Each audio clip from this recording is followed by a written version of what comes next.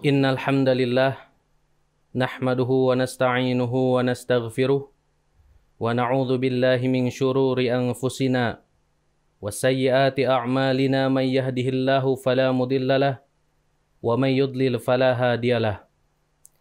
Ashhadu an la ilaha illallah wahdahu la syarikalah wa ashhadu anna Muhammadan 'abduhu wa rasuluh alladzi la nabiyya ba'dah, amma ba'du. Sahabat Tajrid TV yang dirahmati Allah dimanapun berada, insya Allah Tajrid TV akan menyajikan salah satu buku karya dari ulama besar Persatuan Islam. Buku itu adalah Soal Jawab Ahsan. Sangat menarik buku ini. Kalau kita lihat dari pembahasan-pembahasan, ternyata buku ini ada 4 jilid. Itu pembahasannya seperti kitab-kitab fikih yang lain. Dimulai dari bab toharoh, kemudian bab sholat, kemudian tentang jenazah, tentang zakat, saum, haji, nikah, muamalah, dan lain sebagainya. Akan tetapi, di tiap jilid itu ditulis menggunakan bab yang sama, tiap jilid. Contohnya misalkan di jilid pertama ini tentang toharoh, kemudian tentang sholat, kemudian tentang sholat Jumat, tentang jenazah, tentang zakat, saum, haji, nikah, dan lain sebagainya. Maka di jilid kedua, 3, 4, itu seperti itu urutannya. Kurang lebih seperti itu. Ada tambahan dan pengurangan sedikit. Akan tetapi tentu persoalan-persoalan yang dibahas di dalam masing-masing bab itu berbeda. Tidak ada yang sama. Dan ini memudahkan kita untuk mencari suatu persoalan jika kita membutuhkan kepada buku tersebut. Sahabat Tajrid TV yang dirahmati Allah Subhanahu wa taala, langsung saja kita akan membahas bab yang pertama, yaitu bab toharoh atau bab bersuci. Di bab toharoh atau bab bersuci ini, persoalan yang pertama ini kaitan dengan temanya air mulut orang kafir. Pertanyaannya, bolehkah kita bawa sholat pakaian yang disetrika oleh orang Cina dengan pakai semburan air mulutnya lebih dahulu? Jadi ini si penanya bertanya, baju yang disetrika oleh orang Cina yang katanya biasanya orang Cina itu ketika mau menyetrika itu menyemburkan air dari mulut kepada pakaian itu. Nah, maka hukumnya seperti apa? Apakah pakaian itu menjadi najis atau tidak jika dibawa untuk atau dipakai untuk melaksanakan sholat? Kenapa orang Cina yang ditanyakan? Karena kita tahu bahwa orang Cina yang non-muslim itu memang mereka menggemari makan daging babi. Nah, ini yang menjadi titik permasalahannya. Maka dijawab oleh Ahsan, tidak ada satupun keterangan dari Quran atau hadis yang mengatakan mulut atau air liur orang kafir itu najis, walaupun ia memakan babi. Nah itu. Jadi, menurut Ahsan, tidak ada satupun dalil, baik dalam Al-Quran ataupun As-Sunnah, yang menjelaskan atau yang menerangkan tentang najisnya mulut juga air liur orang kafir. Seperti itu. Kemudian Ahsan menambahkan, oleh sebab itu, sudah tentu pakaian yang digosok dengan semburan air mulutnya itu tidak najis buat dibawa sembahyang untuk sholat Tetapi kalau merasa geli atau jijik itu ada lain perkara. Jadi jelas ya, dari sini dapat disimpulkan bahwa tidak menjadi najis baju yang disetrika oleh orang kafir atau orang Cina atau non-muslim lainnya menggunakan air semburan dari mulutnya. Seperti itu. Adapun kaitan dengan geli, ya, tidak suka, maka itu bukan kaitannya dengan syar'i, tapi kaitannya dengan tabi'i atau naluri sebagai seorang manusia. Nah, itu soal pertanyaan dan jawaban yang pertama yang ada di bab toharoh. Kemudian yang kedua, ini masih berkaitan dengan bab toharoh. Judulnya yaitu musyrik tak najis.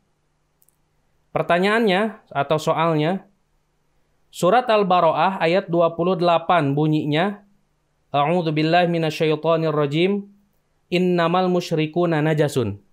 Sesungguhnya orang-orang musyrik itu najis.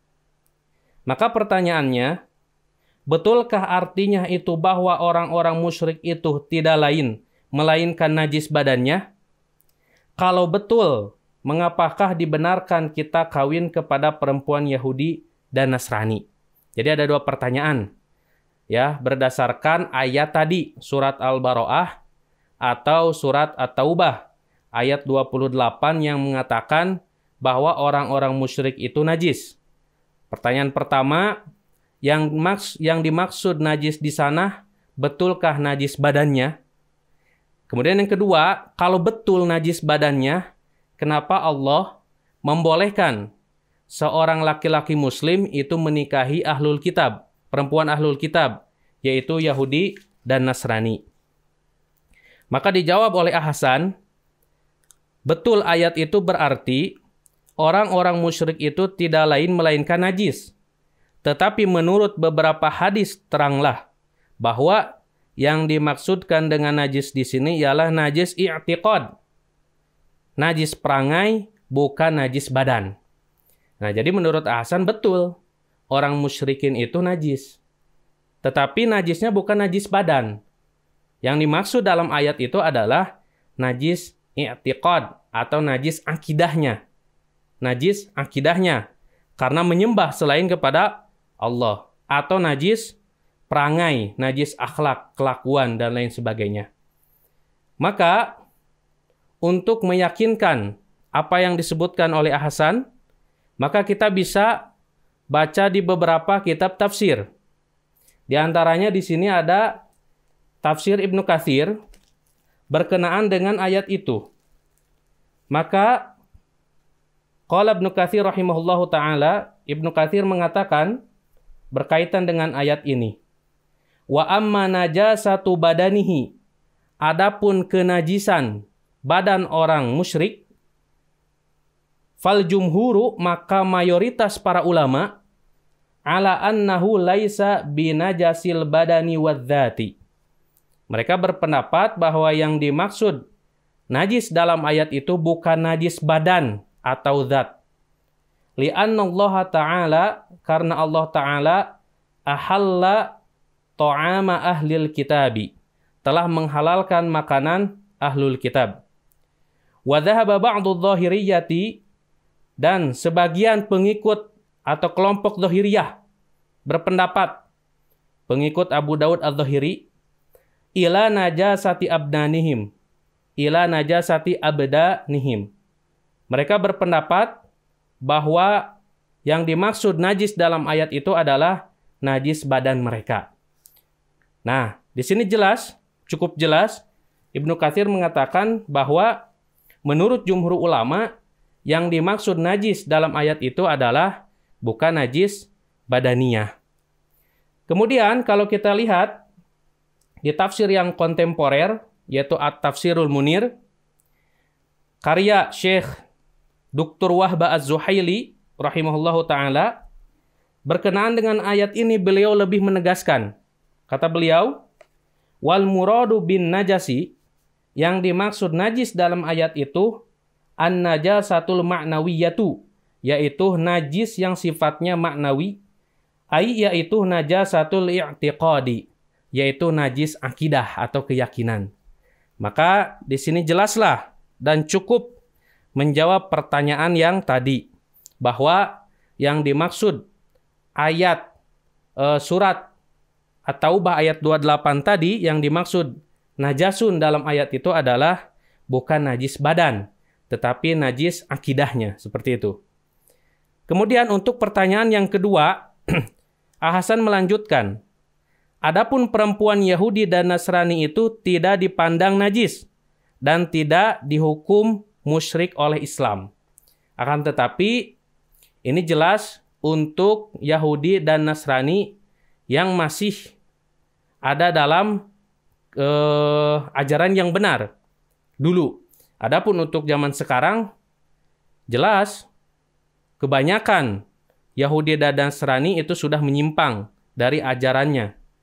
Bahkan mereka sudah menyekutukan Allah Subhanahu wa Ta'ala yang bisa dikategorikan sebagai orang-orang musyrik.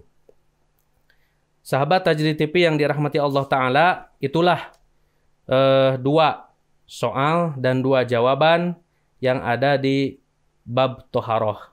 Insya Allah, jika Allah mengizinkan, kita akan melanjutkan di kesempatan selanjutnya.